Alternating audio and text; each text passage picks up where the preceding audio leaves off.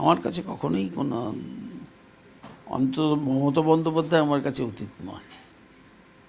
মমতা বন্দ্যোপাধ্যায়ের কাছে আমার বাস্তব দলের প্রতি আমার আনুগত্য ছিল বা আছে।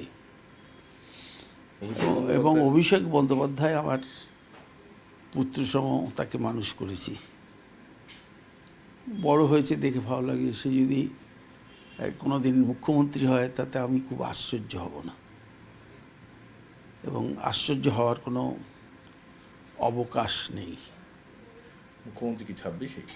সেটা তো বলবো না, সে তো আপনারা, আমি তো জ্যোতিষশাস্ত্র বিশ্বাসী লোক, কিন্তু বর্তমান অঘটন ঘটে যাওয়ার পর তার উপরে বিশ্বাস হারিয়েছে। এটা রাজনৈতিক যেটুকু অভিজ্ঞতা একটা